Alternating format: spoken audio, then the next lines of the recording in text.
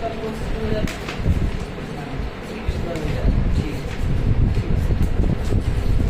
तो अभी हमारे साथ नमन है, और नमन 9th क्लास में, नमन का भी जो ड्रीम है वो ड्रीम है नमन की एयरफोर्स में जाएगा। सर देखो एयरफोर्स का मैं आपको थोड़ा पैटर्न बता दूं। अभी एयरफोर्स का पैटर्न थोड़ा चेंज हो चुका है, लेकिन इसके लिए अपने पास 3 तरीके से जाने के रास्ते हैं। पहला, यदि अपन को नॉर्मल सोल्जर बनना है तो उसके लिए एयरफोर्स की वैकेंसी हर साल या हर 6 महीने से निकलती है, लेकिन अभी अग्निवीर योजना के थ्रू इसमें अपन केवल 4 साल की जॉब कर सकते हैं। इसमें भी 2 वैकेंसी निकलेगी, एक अक्षरों की और एक वाइट। लेकिन मेरे ख्याल से ये एक पढ़ने वाले बच्चे के लिए उतना ठीक नहीं है, क्योंकि 4 साल की जॉब लगने के बाद जिस बच्चे को वापस आने के बाद कोई पेंशन का सुविधा नहीं है, ना ही उसका फ्यूचर सिक्योर है, उसके लिए मेरे ख्याल से पढ़ने वाले बच्चे के लिए 4 साल की जॉब उतनी ठीक नहीं। अब आप बोलोगे कि सर इसके लिए दूसरा तरीका क्या है, यदि किसी बच्चे को जाना ही एयरफोर्स में है और फ्यूचर भी सिक्योर हो, उसके लिए दूसरा तरीका होता है एनडीए। एनडीए के थ्रू आपको एयरफोर्स में भी अच्छी पोस्ट मिल जाती है, बाकी जो अन्य सेनाएं हैं उनमें भी अच्छी पोस्ट जो है आधिकारिक पदों के ऊपर मिल जाती है, जैसे कि कमांडर की पोस्ट है, ऐसी अन्य पोस्ट इसको मिल जाएगी। लेकिन अब सबसे बड़ा सवाल ये भी आता है कि एनडीए जैसी एग्जाम जिसमें एक शहर में एक बच्चे का भी सिलेक्शन का जो रेस अब तक नहीं बैठ पा रहा है, पोस्ट भी इतनी कमी है, तो उसके क्या चरण और बच्चा कब तक इसकी तैयारी करे तो क्या हो सकता है इसका। मेरे ख्याल से ये एनडीए की पोस्ट जो है सबसे अच्छी पोस्ट है। मैं अपने लिए निजी यदि मैं मानूँ उसकी सेल करूँ आपको, तो मैं डॉक्टर से भी अच्छा इसको मान लेता हूँ कभी कभी। ऐसा इसलिए है कि एक तो बहुत ज़्यादा रॉयल्टी इसमें मिल जाती है, और जाने की चरण क्या है, सबसे पहले आपको इसके पेपर देना पड़ेगा। साथ में इसके लिए मेन जो टर्म होती है कि अच्छी पोस्ट के लिए तो उसमें पीसीएम होना चाहिए, मैथ होना चाहिए।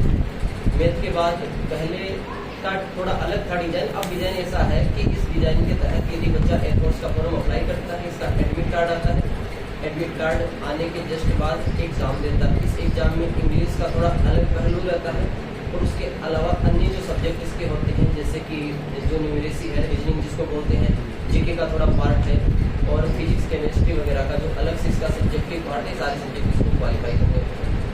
लेकिन मेरे ख्याल से इतना बड़ा पड़ाव भी नहीं है एग्जाम का पड़ाव। सबसे बड़ा पड़ाव आता है एग्जाम फाइट करने के बाद एसएसबी का इंटरव्यू। और ये जो एसएसबी का इंटरव्यू जो बताया जाता है कि आमतौर पे जो डिजाइन किया है 5 दिन एसएसबी का इंटरव्यू चलता है, जो कि यूपीएससी ही लेती है। अब इस 5 दिवसीय इंटरव्यू में जो कि प्योरली इंग्लिश मीडियम के अकॉर्डिंग डिजाइन किया गया है, तो इस इंटरव्यू को क्वालिफाई करने के बाद बंदे की मेरिट तैयार होती है, और उस मेरिट में सारे बच्चे सिलेक्ट होते हैं।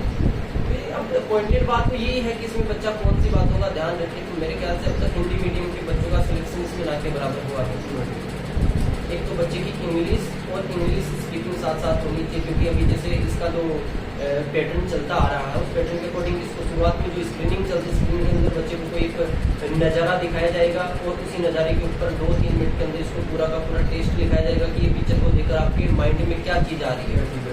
तो वो एक बहुत फास्टली जो बंदा वो क्या सोच पा रहा है, उसके लिए क्या कह पा रहा है, उसकी माइंड सेट कैसी है।